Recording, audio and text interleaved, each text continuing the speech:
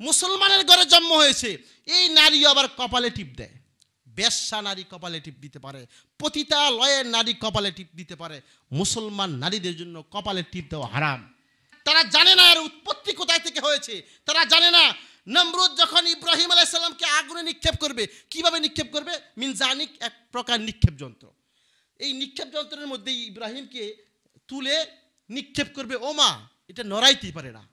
Mister ইবলিস আসছে, কিরে নমরুদ, কি শুরু হয়েছে? আরে বেটা, হাজার হাজার মানুষ ইব্রাহিমকে নিক্ষেপ করতে পারতেছি না। বলতেছি ইব্রাহিমকে নিক্ষেপ করবা কেমনি?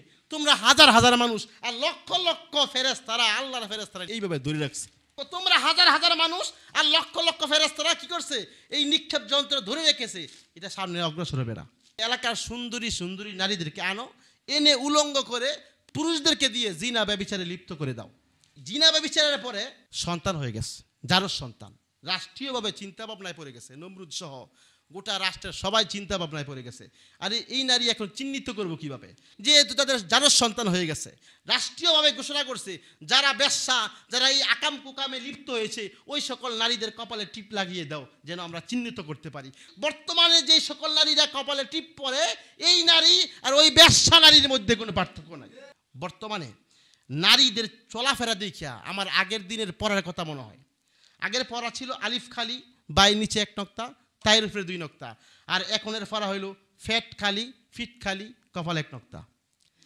মানে এমন কাপড় পরিধান করে পেটে যে কয়টা বাস পরে, এই বাস পর্যন্ত দুষ্ট ছেলের দৃষ্টি পর্যন্ত পৌঁছে দেয়। আর আশ্চর্য হবেন, মুসলমানের ঘরে জন্ম হয়েছে, এই নারী আবার কপালে টিপ দেয়। বেশ্যা নারী কপালে টিপ দিতে পারে, পতিতালয়ের নারী কপালে টিপ দিতে পারে। মুসলমান নারীদের জন্য কপালে টিপ দেওয়া হারাম।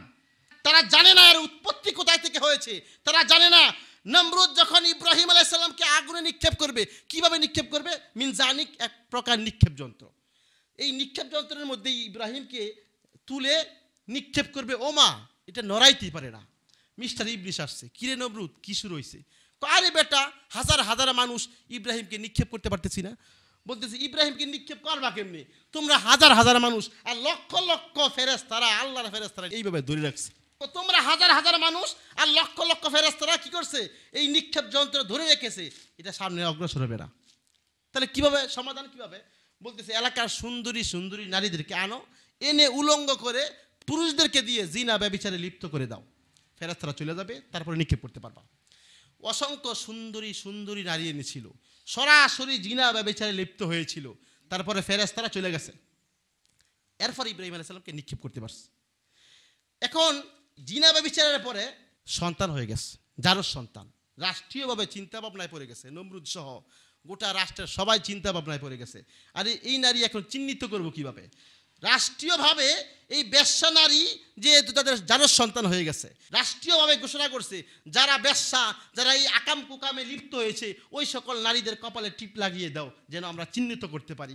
বর্তমানে যে সকল নারীরা কপালে টিপ পরে, এই নারী আর ওই বেশ্যা নারীর মধ্যে কোনো পার্থক্য নাই।